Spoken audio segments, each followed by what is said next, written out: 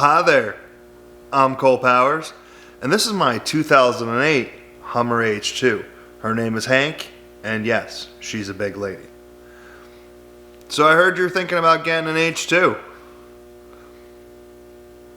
And I heard you are doing a little research, which is good.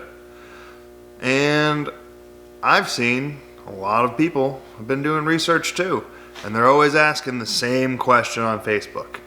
What are the common issues with the H2? What do I need to know before I get an H2? So I dug down deep into the Facebook posts, and I did some internet research, and I brought you the most common problems that people are having with their H2s. And I also compiled a list of general data that you should know about the H2. And if you stick around to the end, I'm going to tell you a way to get 100 extra miles out of every gas tank. Sound good? Let's get started. The Hummer H2 was built in Mishawaka, Indiana at the AM General plant. AM General was responsible for bringing us the H1 and Humvee. So not only was this thing made by the same people at the same plant, but a lot of them were probably made along the same assembly lines at the same time. You could have looked over and seen an H1 or a Humvee, or looked over and seen an H2. They're both there at the same time. Now, in addition to being sanctioned by General Motors to be built by AM General, General Motors provided tons of parts for this truck. This is a General Motors vehicle through and through. It was assembled by AM General, but it is a GM vehicle. It is on a GMT 820 frame.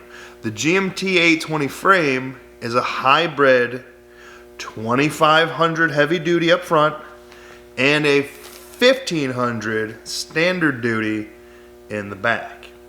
Now, it's got the best of both worlds, if you ask me, for an SUV. This allows it to have a heavy duty front suspension and steering components, and it allows you to save some weight in the back. Now, this thing wasn't made to tow a house. Although some people will tell you it could pull one down, it technically wasn't designed to be a tow pig or a tow monster. It doesn't have the rear suspension to hold a ton of cargo. Now, it can haul a lot, but if you're looking to tow huge things, you should be getting something that's fifth wheel capable. And you definitely can't stick a fifth wheel on an SUV. And if you're trying to put one on an SUT, please stop. I've seen pictures of people doing it. Just please stop. Just please stop. So, the Hummer H2 came in two generations. Gen 1, which was 2003 to 2007, and Gen 2, which was 2008 to 2009. The Gen 1 Hummer H2s came with an LQ4 6-liter V8, and in 2003 and 2004, they came with the 4L60E transmission, and 2005 through 2007, they came with a 4L65E transmission. Now, in 2005, they also released the SUT model, which is the pickup truck variant. The Gen 2 Hummer H2s, which again were 2008 to 2009, they received an L92 6.2 liter V8, and they got the 6L80E transmission. Now this is a 6-speed heavy duty purpose transmission. One other thing you might want to remember about this truck for later is it's equipped with a 32-gallon fuel tank. A lot of the common problems with the Hummer H2 are GM truck common problems.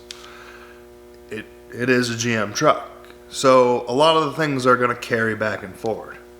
Now, one thing that is important to remember is it's a heavy truck.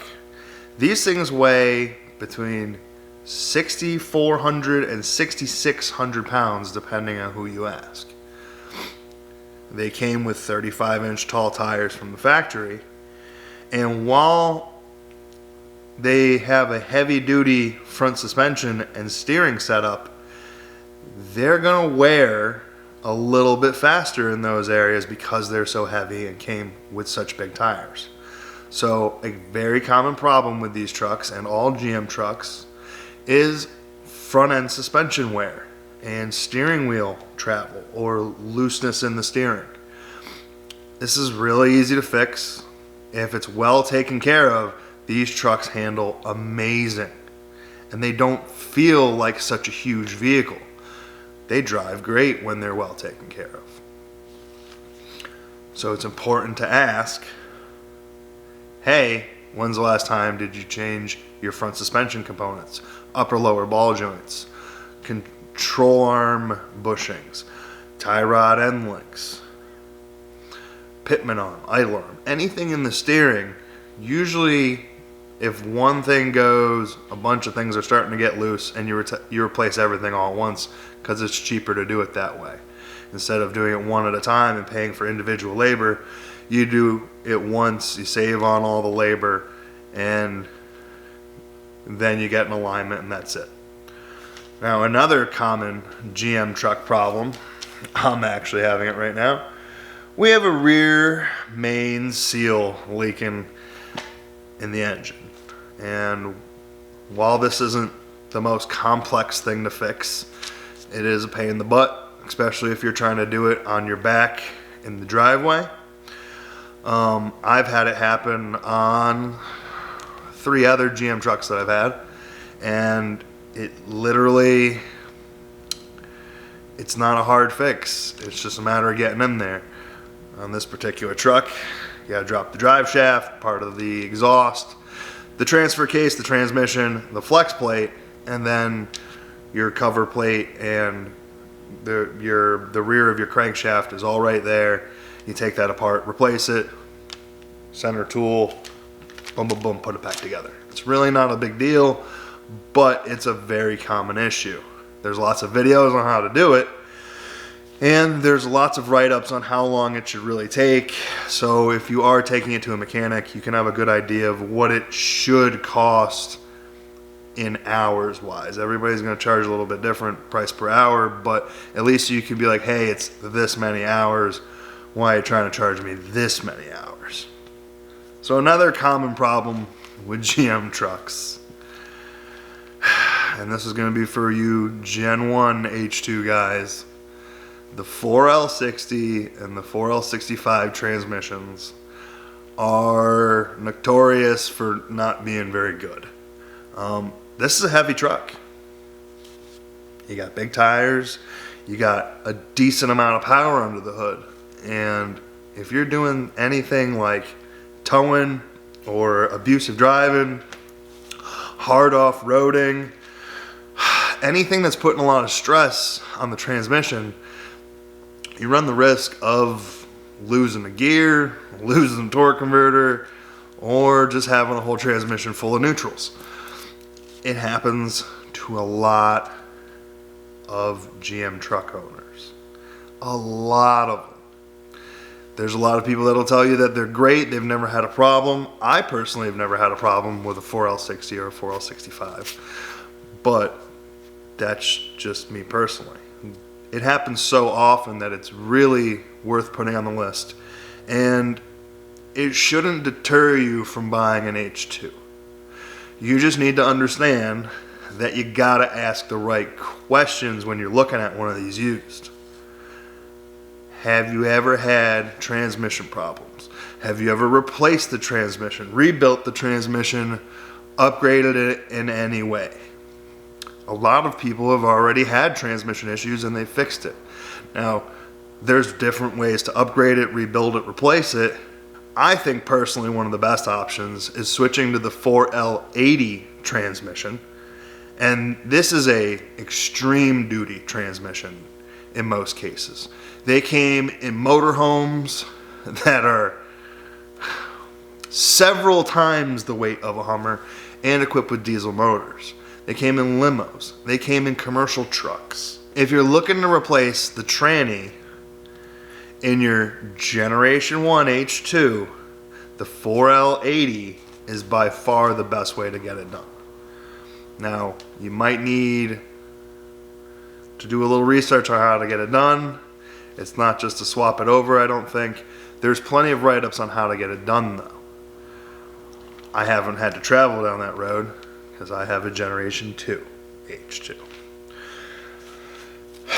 All right, let's continue on with these common problems. And while we're talking about the transmission, let's talk about the transmission shifter linkage. Now, a lot of people have the issue where they are either driving and they go to put it in park and nothing happens, they're stuck in drive, or they've been parked and they go to put it in drive and it won't come out of park. Whatever the case is, it's usually the linkage where it meets the shifter selector itself on the bottom of the transmission. There's a little retainer clip that pops off and disappears or breaks, and sometimes even the little tab on there itself breaks. Now, these are all easy fixes, and if the retainer clip broke, you can actually pop the tab back on and temporarily either put it in park or drive and get to wherever you're going. I mean, obviously you're gonna have to replace the retainer, but usually that's the problem. It's a stupid, cheap little part, but after time it can get loose and pop off or break. It's a little bit more complex if the tab itself is broken, but these aren't expensive fixes and there's plenty of write-ups how to do it. Let's move on in the drivetrain to the transfer case. Now, these are an all-wheel drive truck. That means they're four-wheel drive all the time. But they have different selectable modes. 4 high locked, 4 low locked. Now, here's the problem. These things have such good traction off the bat, and most people don't use them for intense off-roading, that these different modes never get selected. So even if you're doing your fluid changes at good intervals, these servos aren't getting fresh fluid because they're not being engaged and disengaged. So old fluid sits in there, gets gummed up, gets nasty, and whether you do go to select the mode and it just won't, and now you got an error message, or after time something happens and it fries a servo, this is usually the cause. The solution for this is to frequently, every month or two, every couple months, whatever you want, find a patch of grass, find a little dirt road, find a gravel parking lot, and go through the different modes on the transfer case. Follow your owner's manual or look up how to do it online if you're confused by this. It's really not tough, but it is important to do. You need to flush these servos out with fresh fluid so they don't get gummed up. Now, my truck literally didn't have any rust on it at all except for one particular part on both sides of the truck, and that was the rock sliders. You'll see that I've replaced them with power running boards. But the rock sliders on both sides and at the front and back bottom mounting point, they had surface rust. Now you'll see pictures of people that these things are rusted all the way through. They look like you could poke them and they'd fall apart. I'm not quite sure if it's a corrosion preventative problem where they didn't treat the metal properly. I don't know if it's a bad paint issue. I'm not quite sure what it is, but I do know that the rock sliders tend to rot out on these trucks. They make replacement ones now. There's no OEM ones available. The guy who's making the replacement one, I think he's out of Germany, and they're not cheap. They look good, but they're not cheap. For the same price, I was able to get power running boards. It's a simple choice for me, but at the end of the day, you don't want something rotting on your truck, especially if it's supposed to protect your truck from rocks. Let's talk about electric issues, shall we? Electric issues usually stem from either motors failing or water damage. And no matter what the problem is, you're gonna have to fix it. So here are the most common electrical issues on the truck, and we'll start on the outside. Power mirrors. These actually power fold on this truck. And like most General Motors powerful mirrors, they don't necessarily last forever. I've had a couple trucks that the powerful mirrors have broken. And actually right now, if I'm being honest with you, I haven't power folded my mirrors in forever. I don't know if they work. I would assume they do, but it's not something that I ever really have to do. My wheels and tires stick out pretty far. It's one of those things. They go on all the GM vehicles. It's not just a Hummer thing. And I'm not saying that powerful mirrors inherently are bad. Some of them last fine, but if you're using it often, there's a good chance that you can toast the motor, wear out the gear, whatever it is. It's not the hardest thing in the world to replace, but it is something that comes up often. Windshield wiper circuit. These go on the truck. They actually get moisture in them and they short out. So if you're having a weird intermittent wiper problem, or maybe they're not working at all, it's not necessarily your selector on the stick coming off of your steering column. It's not necessarily your wiper motor. It could possibly be the windshield wiper circuit itself. They are notorious to go, and while people were just throwing parts at them, oh, let me replace the motor, maybe it's the stock, let me take this thing apart, it turns out that it's the windshield wiper circuit itself. Let's talk about a couple issues in your climate control area.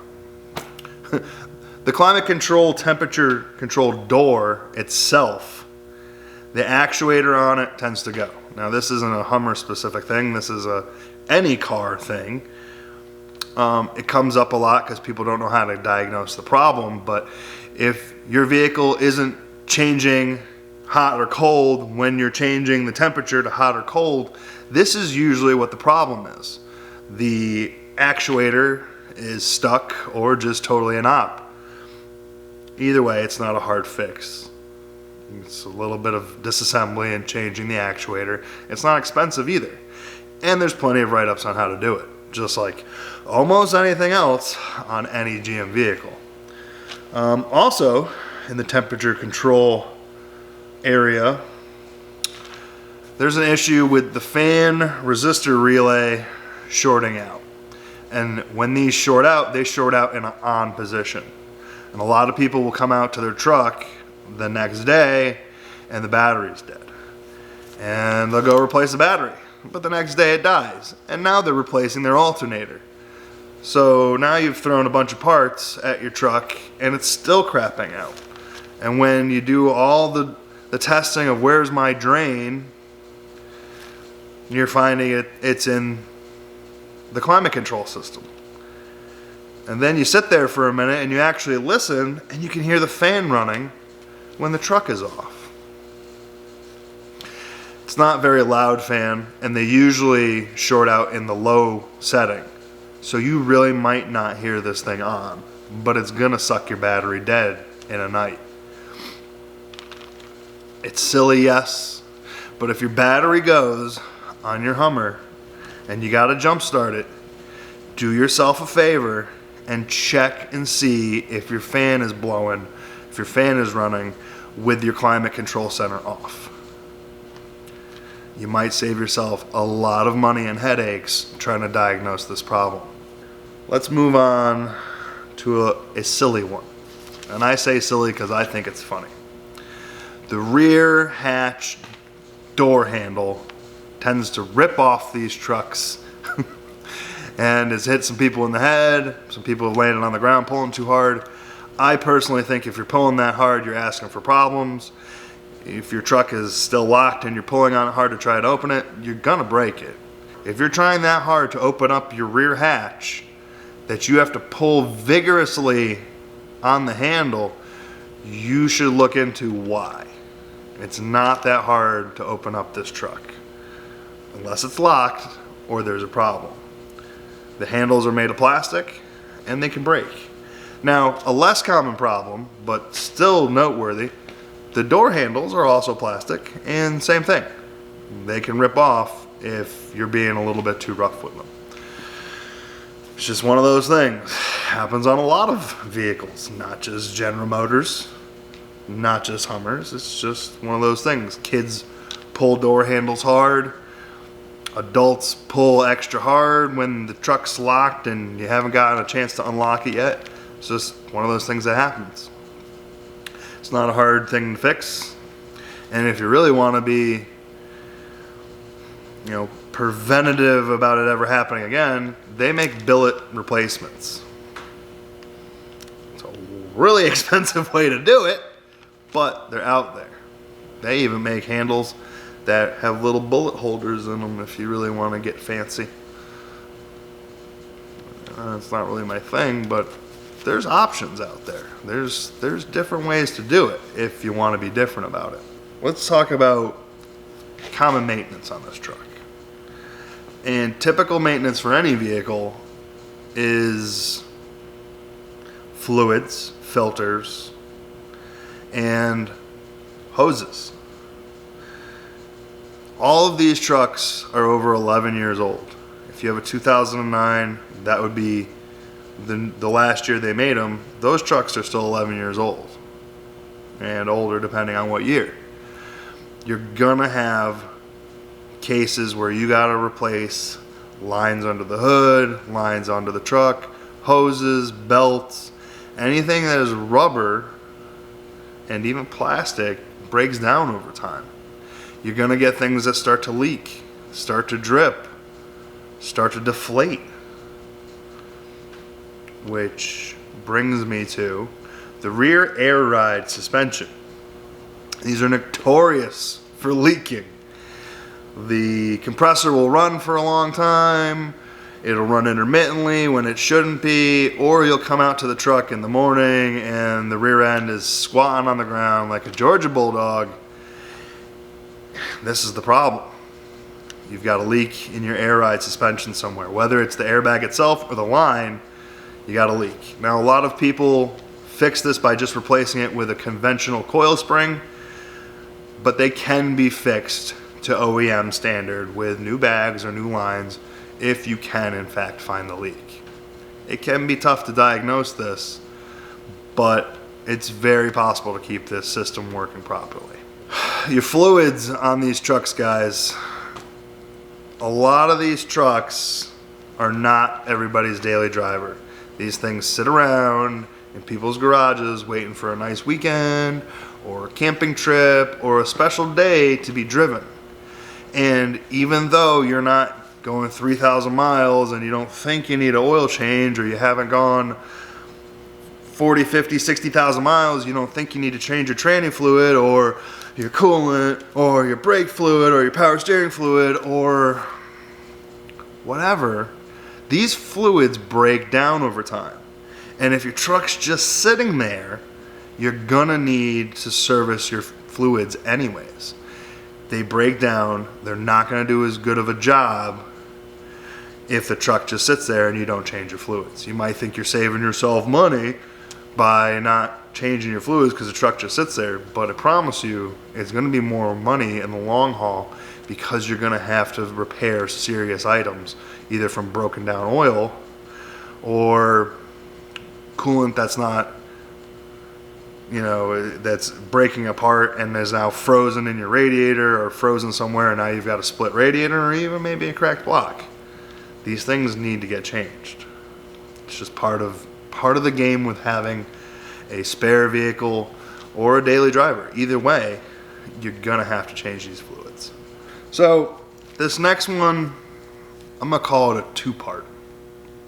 And part one of water damage is the roof marker lights, front and back. These leak over time. I don't know if it's the bulbs lasted longer than the seals and people just didn't get around to servicing the seals, but water coming in through these things, especially in the front of the truck, can be a nightmare. When I was looking for my truck, over the year that I looked in person at 6 of them before I bought this one. And I talked to dozens of people about theirs and didn't even bother seeing those. A ton of these trucks have water damage, and it's not reported, and people will play it off like it's not a serious thing. But I've seen a couple trucks that look like they were literally in a flood, and it was from all the same thing, the marker lights in the front.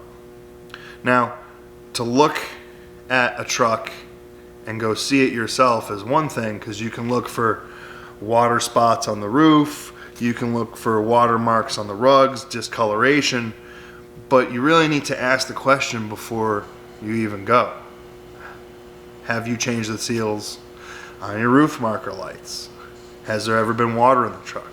Because water in these trucks is literally going to be your biggest nightmare.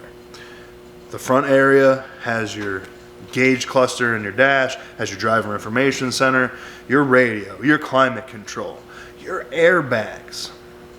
It also has your body control module. And along with that, in the channels on the bottom of the body, all of your electrical harnesses that go to the front and the back of the vehicle are there, and there's connection points where water can get in and corrode. Now, you might not have a problem right away. You might not have a problem for a while. But one of the things that happens when you get water in something is during temperature changes, the water can evaporate. And then once it gets cold, it can recondense somewhere else.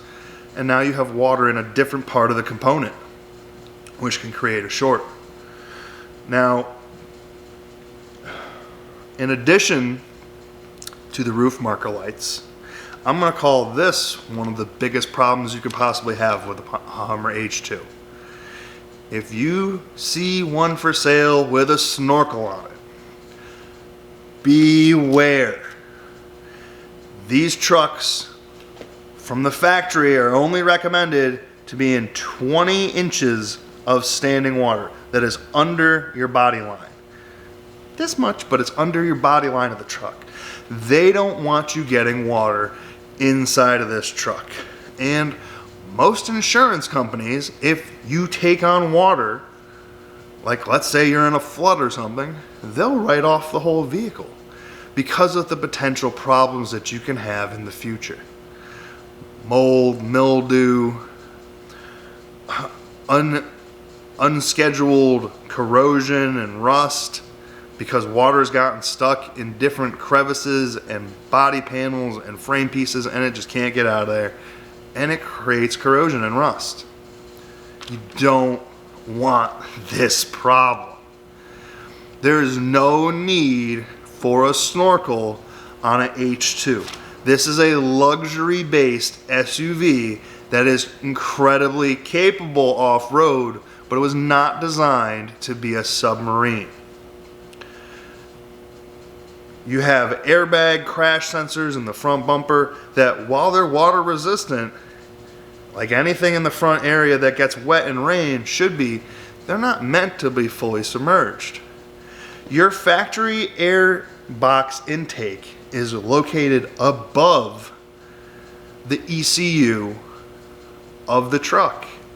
And while people will argue that the ECU is water resistant, the connector plugs themselves are getting old. The rubber is going to start breaking down. Water can get in there.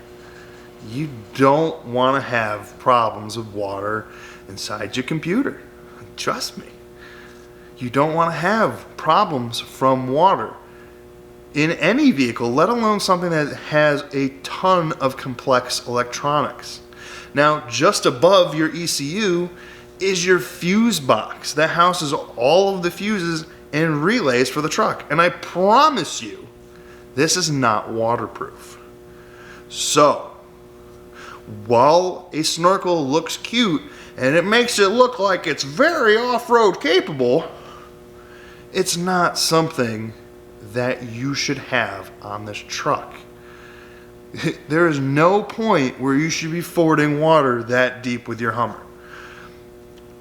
I don't care if you want to show off to somebody or you're just trying to get down some part of a trail, you're overlanding. I don't know what the purpose is, but you need to remember that this is a luxury SUV that just happens to be very capable off-road.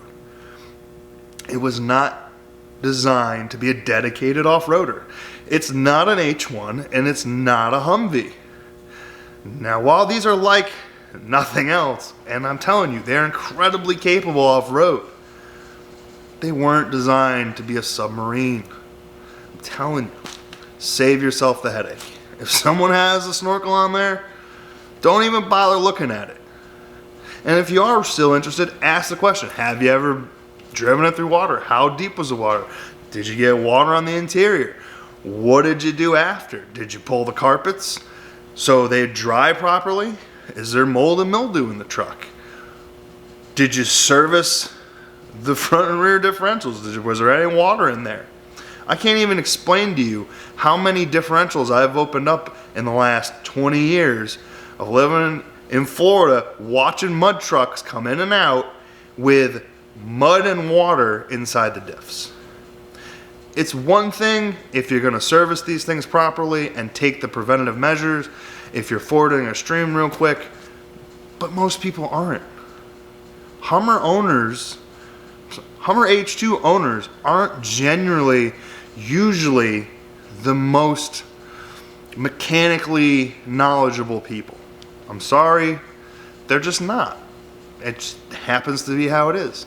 The people that like having a Hummer, that like how it looks, that likes the presence of it, they're not usually, dedicated off-roaders. That's a big ass truck to take off-road. It doesn't even fit down a lot of trails that most small Jeeps and stuff go down. You got a nice ass truck, you're gonna let it get all scratched up with sticks and trees and shit? Probably not, dude. Probably not. So like I say, it's incredibly capable off-road. And you can go down them trails that the Jeep guys are going. But why? What do you got to prove? If you're trying to buy an off-road dedicated vehicle, you might want to get something a little smaller. It's sad, but it's true. The H3, a lot better of a trail truck than the H2. I'm looking at getting one myself. I'm also looking at getting something even smaller than that, because a lot of the trails by me, even some of the Jeep guys have trouble getting down them. They're just small. You can fit with a Suzuki though. Sammy guys, what's up? Listen, between scheduled maintenance, proper maintenance, and proper research, you can have a great, reliable H2 that you can go get in, start up, and drive anywhere at any time, as long as you are diligent about these things. Do your research. Ask questions. Tranny related questions. Front steering component related questions.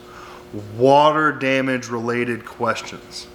So many of these trucks have water damage, but nobody wants to talk about it unless you ask. And look for yourself. Maybe this owner doesn't know about it, but a previous owner had an issue. The solution for the marker lights is 100% not silicone the whole shit all crazy. If you get on top of this truck and you look at it and there's silicone everywhere, don't buy it. Because if that's how they fix that, you got to be worried about how they fix other things. You want something that was done properly. And smothering silicone over everything is not the proper way to seal things.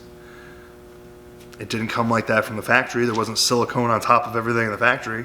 There's points that need to be sealed. There's seals that need to be changed. But that's not the proper way to do it. Let's be serious. This is an investment. You're spending your money on it. Maybe you're going to keep it forever. Probably not. One day you're going to have to sell it. And you don't want to be the guy trying to sell something that looks like a hack touched it. That looks like somebody who didn't know what they were doing did something to it. The seller, the buyer is going to walk away. He's going to go, I can't do this. You're going to waste your time. Or they're going to shoot you a really low offer. That's how it goes. You're going to find that with these trucks, as time goes on, they're going to get cheaper, and the basis of people buying them is going to change. You're going to have more and more real truck and car enthusiasts starting to buy these things, and when they come to look at them, they're going to go, who the hell did this and why? It's going to happen. So, I'm sure you're wondering, how am I supposed to get an extra 100 miles out of my tank of gas? And really, it's very simple. All you need to do is get your truck professionally tuned by someone who tunes usually Corvettes, Camaros, and other GM trucks. Just like any other GM vehicle, these come with a narrow band O2 sensor from the factory. And they come with a really generalized tune that lets them be happy in all sorts of different circumstances with different grade gases and different, I don't know how to really call this. Every sensor is going to read a little bit differently in every vehicle until it's calibrated exactly to the system. GM didn't sit there and calibrate every single truck and tune every single truck and car. They didn't. They gave these vehicles this general tune to keep them happy, to keep the service engine light off, and to let you know if there was a serious problem. So what needs to happen is you bring the truck to a professional tuner. They put a wideband O2 sensor in the truck's exhaust, and they're going to dial in the sensors exactly to how they should be. So not only are you going to get increased fuel mileage, but you'll get much better throttle response and some more horsepower, because they're going to dial in your spark tables, they're going to dial in your fuel tables, and if you really want to go the extra length, you can have them tune your transmissions too. Shift points, line pressure, all sorts of stuff. I don't recommend any transmission tuning on the G1 Hummers with the 4L60, 4L65 transmissions. Especially do not remove abuse modes. They're there for a reason. If you have a 32-gallon fuel tank in your truck, and in my case, I started with 12.3 miles to the gallon, and I ended up with almost 16 miles to the gallon. So 32 miles to the gallon, I'm going to show you this right here, times 3.5 extra miles to the gallon,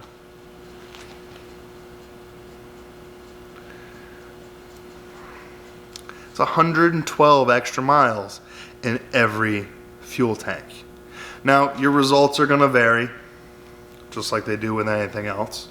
And if you have different mods to the truck, exhaust, intake, whatever, things are going to change even more. But my truck has off-road only tires, mud tires, and I'm still getting almost 16 miles to the gallon with a simple tune. Now, this isn't the same as a handheld tuner. Those usually come with just a different generalized tune that's got more advanced spark to give you a little bit more power. But it does not replace a professional dialing in and calibrating everything exactly for your vehicle. It's really the best bang for your buck for any modification that you can do, or just as your fuel saving precaution. You can even have the tuner tune it for low grade fuel, 87, 89. And you can save even more money that way. Something to think about, right? I hope that you found the information that I gave you today useful. I hope that some of the things didn't discourage you from buying an H2. But I do hope that when you do go to look at your H2, you ask these right questions. Because if you ask them, you might save yourself a lot of time from even going to look at particular trucks. Let me remind you again.